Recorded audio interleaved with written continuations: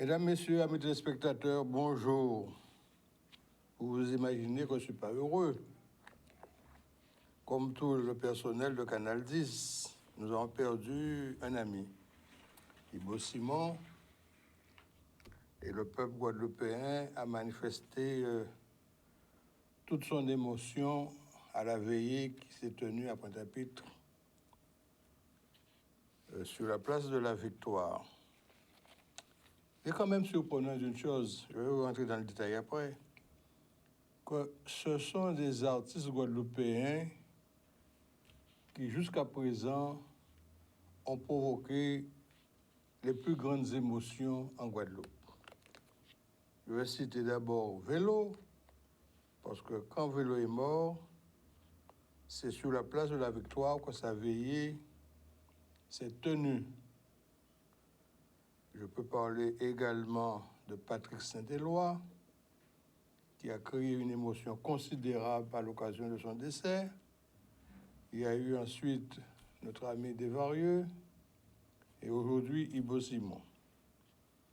Pourquoi ce sont des artistes qui provoquent une telle émotion? Parce que ce sont des gens du peuple, des gens issus du peuple et qui s'expriment en tant que Guadeloupéens pour les Guadeloupéens. Ceci étant dit, si je suis aujourd'hui à Canal 10, c'est à cause de Ibo Simon. Pourquoi? Il faut que je vous explique toute l'histoire parce que ce n'est pas aussi simple. J'ai quitté le service militaire en 1964. Je n'avais pas d'employeur, mais auparavant, j'étais à la Société guadeloupéenne de transit et je connaissais le transit, j'étais donc déclarant en douane. Et voilà que un monsieur, en l'occurrence Michel Rodriguez, a décidé de créer un mensuel comme le Nous Deux. Vous savez, le Nous Deux, c'est cette espèce de feuilleton qui, chaque semaine, les gens se précipitaient aux galeries parisiennes pour aller acheter ce feuilleton qui donnait c'était épisodique, quoi. Et les gens étaient très portés sur l'évolution de ce journal, Nous Deux, et Michel Rodriguez a décidé de créer un Nous Deux guadeloupéen. Donc, il a embauché des acteurs et il a créé son Nous Deux. Et j'avais comme acteur principal mon cousin, Alain Doliman, dont la sœur a épousé Maître Bichara,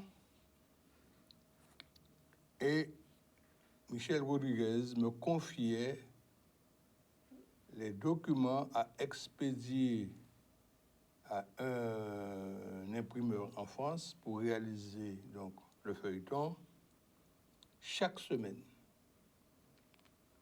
Et ça a pris une importance et les gens se sont rabattus sur le journal Nous de Guadeloupe au détriment du Nous Deux de France. Et un jour, Michel Rodriguez me dit qu'il va organiser un dîner avec quelques amis et m'invite. C'était une bande de jeunes Français comme Michel à l'époque qui voulaient faire des affaires, bousculer un petit peu les choses en Guadeloupe. Et ils avaient créé une société Guadeloupe Automatique. Guadeloupe Automatique faisait quoi? L'exportation des langoustes par avion, avec un certain Pierre Mas, l'importation de jukebox et de baby-foot par un autre membre de l'organisation. Un autre faisait l'importation de glace italienne, tout ça par avion. Et un autre faisait des photos. Donc on m'a invité à ce dîner. Et bien entendu, on me disait, voilà, comme je suis déclarant en douane, je connais la douane, il faudrait peut-être que je m'occupe de leurs affaires. J'ai accepté volontiers. Et c'est ainsi que nous avons créé la société TTA Antilles. TTA, c'est tout transport aérien. J'étais co-gérant et M. Pierre Masse, que Michel Rodriguez m'a présenté, était également co-gérant. Nous étions les leaders du fret avion. Vous entendez bien, nous étions les leaders parce que nous faisions venir des marchandises en conteneurs igloos, les conteneurs avions, qu'on appelait des igloos, et nous faisions du groupage. Nous avions donc en France TTA national à Marseille, et nous étions TTA Antilles. Donc nous avions une clientèle considérable. Tous les Libanais, tous les boutiques de prêt-à-porter, les disquaires, Henri Debs, Cellini, Liso, tous ces gens-là passaient par nous, TTA. Et c'est ainsi que j'ai fait la connaissance de Ibo Simon, qui faisait partie de l'équipe de Rodriguez depuis cette époque-là. Ce que je vous dis là, au moment des années 65, 65. Et les choses ont évolué, nous sommes restés toujours bons amis.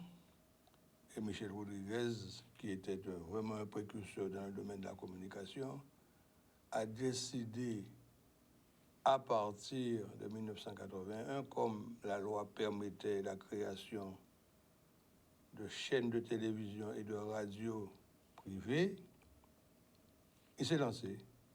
Je rappelle qu'avant 1981, il n'y avait qu'une seule radio privée en France, c'était la radio de M. François Mitterrand, ça s'appelait Radio Riposte, pour ceux qui le connaissent, Radio Riposte. Et Michel Rodriguez s'est lancé, et il a accepté, bien entendu, d'engager une petite équipe autour de lui. D'abord, à la radio, il y avait un petit jeune homme qui était même comme un clown, mais on l'appelait massiste. Et Michel Rodriguez, ensuite, s'est lancé dans la télévision. Et il a pris Ibo Simon comme animateur. Entre autres, parce qu'il y avait plusieurs animateurs, mais Ibo Simon est devenu animateur. Donc, avant cette présentation d'Ibo Simon par Rodriguez, je ne le connaissais que par ses visions à Pointe-à-Pitre et ses phrases et vestimentaires. Et souvent, il sortait avec des métropolitaines et ça faisait jaser un peu. Enfin bref, c'est pas ça le problème. Mais Ibo Simon était là, et c'est ainsi que j'ai connu Ibo Simon. Et voilà qu'arrive la loi qui permet de créer la télévision. Entre-temps, je suis devenu secrétaire du Conseil économique et social, et mon ami Félix Poteau, président de région, qui était un féru de communication, rappelez-vous, c'est lui qui a décidé à Rézé de créer la maison de la communication, qui se trouve actuellement à l'espace régional à Rézé. Et ça devait être la maison de la communication avec un parabole sur le toit qui permettait de recevoir des images dans le monde entier, notamment des chaînes américaines. Félix Poteau. Et là, secrétaire du Conseil économique et social, et Félix Poteau me dit, voilà, nous allons étudier la possibilité d'attribuer des chaînes privées en Guadeloupe. Alors, il y en a plusieurs candidatures qui se sont présentées, dont celle de M. Rodriguez, Télécanal 10. Je suis l'ami de Michel Rodriguez, je vous le dis. Donc, à ce titre-là, j'ai souhaité qu'il puisse obtenir l'agrément. Et effectivement, dans mon rapport, j'ai pu dégager trois candidats sérieux d'ailleurs. Il y avait donc Jacques Faël, Archipel 4, qui avait comme journaliste, entre autres, Equinox et également Madame Kelly, qui est devenue grande journaliste, membre du CSA par la suite, en France. Et Archipel 4, il y avait la télé 1, Guadeloupe 1, qui était gérée par le groupe Gadarcan et Michel Rodriguez. J'ai pris les choses en main et j'ai réellement donné un avis favorable pour ces 3 chaînes qui ont été créées. Michel Rodriguez, lui, qui veut toujours aller plus loin, avait fait venir ici à Jarry une parabole sur le toit et récupérait des chaînes américaines qui rediffusaient pour la Guadeloupe, notamment les matchs de boxe, et c'est ainsi que nous avions découvert Tyson par Canal 10, mais aussi les chaînes porno. Et toute la nuit, il y a des gens qui passaient la nuit à regarder les pornos de Canal 10. Mais je trouve aussi qu'il y a eu un événement qui s'est passé. Ibo Simon est devenu conseiller régional. Et à ce titre-là, il avait une notoriété à la fois radio, mais également politique. Et le problème des Haïtiens en Guadeloupe s'est posé de l'immigration clandestine qui arrivait régulièrement par Trois-Rivières, et les Trois-Rivériens étaient exaspérés par cela et avaient donc parlé cela à Ibo Simon, qui a dit il faut qu'il mène une enquête. Il a mené une enquête, effectivement, il a découvert qu'il y avait vraiment ce trafic important par Trois-Rivières, et il l'a dénoncé à la radio et à la télévision surtout. Les choses se sont amplifiées.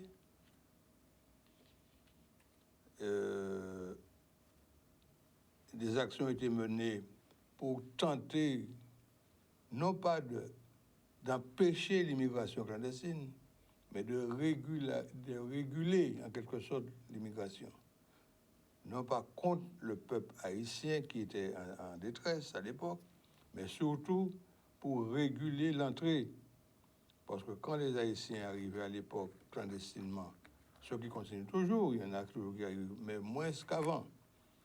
Ils étaient exploités sous les exploitations agricoles, ils étaient exploités dans les chantiers, etc.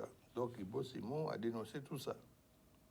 Mais en le dénonçant, il se mettait en porte-à-faux vis-à-vis de la France, le gouvernement français. Il disait, voilà, on arrive clandestinement, ils n'ont pas de papier, et puis on ne leur donne pas de papier, etc., etc. Et à la télévision, il le répétait à sa manière. Et c'est parce qu'il était un homme politique du conseil régional, à l'époque, je précise, il s'est présenté candidat à la municipalité de Pointe-à-Pitre. C'est la première fois que le maire de Pointe-à-Pitre, Henri Bangou, s'est retrouvé en ballottage.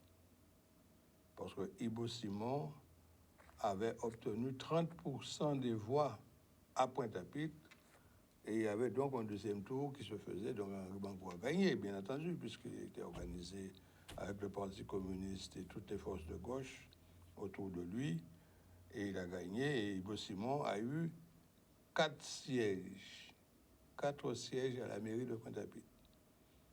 Il faut bien savoir que Ibo Simon n'est pas un intellectuel. Il le disait lui-même qu'il n'avait même pas son certificat d'études. Et puis voilà, ce monsieur qui arrive, qui devient conseiller régional, avec comme acolyte monsieur Viviès. Ils ont fait beaucoup de travaux ensemble, et ils ont un petit peu secoué le cocotier, je vous l'assure. Hein. Et moi, en tant que conseiller économique et social, je voyais comment les choses se passaient. Et voilà qu'il s'est fait des ennemis. Vous ne pouvez pas un homme politique, et on est en telle notoriété, et qu'on a fait de l'ombre à des hommes politiques intellectuels. Et voilà qu'on a décidé de mener campagne contre Ibo Simon et contre Canal 10, puisque la loi de 1881 sur l'information et la communication exige certains comportements. Il est évident que dans les propos de Ibo Simon, on pouvait considérer qu'il dépassait les bornes. Et voilà qu'une plainte a été déposée contre Canal 10 à cause des propos de Ibo Simon. Et jusqu'à présent, j'étais resté un petit peu en dehors de tout cela. Et voilà que le maire de Bézabim, M. Marcin et quelques autres ont décidé de faire une manifestation populaire contre Ibo Simon. Il y a eu un grand défilé à Pointe-à-Pitre avec quelques centaines de personnes. Et on demandait à ce que Ibo Simon soit sanctionné, mais surtout que Canal 10 soit fermé. Et c'est à ce moment-là que moi j'entends en ligne. Je vois Maître Ward, on discute ensemble, et je lui ai dit, mais nous ne pouvons pas laisser ça faire. On ne peut pas laisser fermer Canal 10. Et il m'a dit, nous allons mener une action commune. Alors il m'a dit, la partie judiciaire, je m'en occupe, et la partie sociale, c'est toi. J'ai dit, OK. Et nous avons décidé de faire un défilé contraire la semaine après, qui a réuni plein de monde. Et là, j'étais dans le défilé, non pas pour manifester politiquement quoi que ce soit, mais surtout pour faire comprendre que Ibo Simon, quoi qu'il dise, ne pouvait être considéré comme un homme seul. Et je me suis lancé à côté de lui, sans aucune ambition politique. Je n'ai jamais eu d'ambition politique. Jusqu'à présent, je n'ai pas changé. Et Michel Rodriguez me dit, compte tenu du fait que j'avais mené la campagne au niveau du conseil régional pour qu'il devienne donc distributeur d'informations, est-ce que je pouvais l'aider dans ce problème de Canal 10 avec le CSA? Je dis, il n'y a pas de problème. Je prends le dossier. Et comme l'affaire était déjà très engagée, même au niveau du CSA, il dit à Michel Rodriguez, je pars à Paris, il me faut avoir une autorisation de ta part pour que je puisse contacter des gens. Et j'ai contacté une amie qui est journaliste, je peux vous donner son nom, qui avait une revue à Paris, Madame Christiane Laronodi. Et Michel m'a confié un dossier pour traiter l'affaire avec le CSA. Et voilà la lettre qu'il m'a donnée le 13 mai 2002 pour Madame Laronodi. Madame, concerne rendez-vous avec Monsieur le Président du CSA. Le président du CSA était un homme politique, de droite. Et voilà le texte qu'il a donné pour remettre à la dame. Je remercie vivement M. Alex Montpierre, expert international, qui m'a permis de m'entretenir de l'objet repris en rubrique avec vous. Dans notre conversation téléphonique, je vous ai exposé le fait d'une prochaine sanction du CSA à la suite d'interventions faites par nos concurrents, tout particulièrement du président de RFO Télévision, M. Bess. Nous sommes la seule télévision indépendante qui émet 24 heures sur 24, avec une production propre de programmes de proximité à 80% en langue créole. Notre animateur vedette, M. Simon Ibo, est devenu un homme public et politique. Conseiller municipal de Pointe-à-Pitre, dont le parti a obtenu 4 élus avec 30% de suffrage. Conseiller régional avec 2 sièges à la région. Les prochaines élections législatives dans la première circonscription de la Guadeloupe, dont le député sortant est un socialiste, lui prédisent un éclatant succès. Le député à l'époque, c'était M. Marcin. À cause de tout cela, nous gênons. Vous m'avez fait laisser l'impression que vous avez très bien compris l'importance de l'enjeu. En conséquence, nous souhaitons rencontrer le président du CSA afin de lui exposer de vive voix nos préoccupations. Vous nous ferez savoir par M. Alex Montpierre le coût de vos prestations pour ce service. Dans l'attente du plaisir de vous rencontrer, nous vous prions d'agréer, Madame, l'expression de notre satisfaction distinguée, j'ai signé Michel Rodriguez. Avec ça, je pars à Paris et je rencontre Madame Larenaudy et je lui dis voilà ce que je souhaite. Et elle me dit, vous savez, je suis très bien avec Monsieur Raffarin, qui était Premier ministre à l'époque. Je vais lui demander un rendez-vous pour que toi, tu lui exposes. C'était mon ami, Madame Renaudi, je vous dis en passant, pour que tu lui exposes la situation.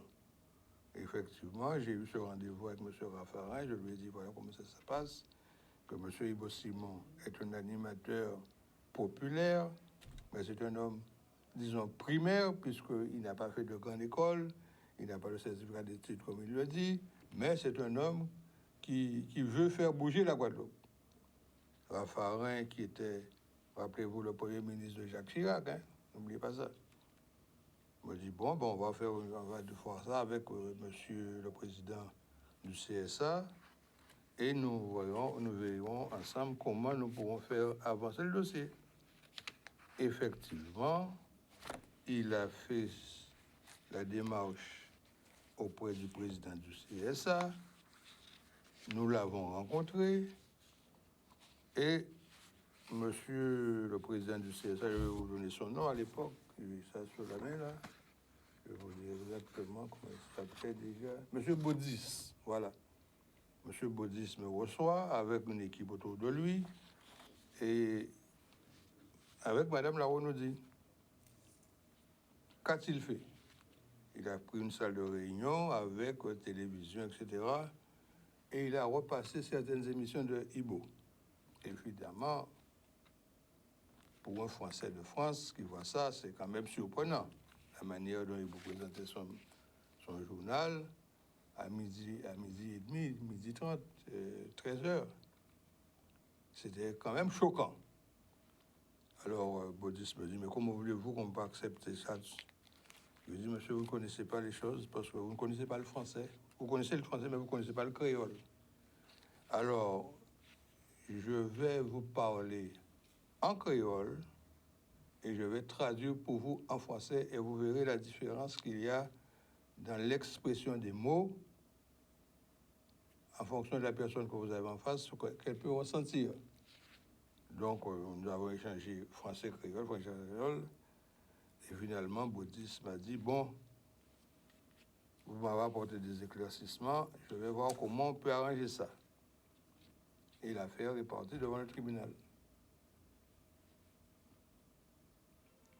Une horde d'avocats sont contre Ibo Simon.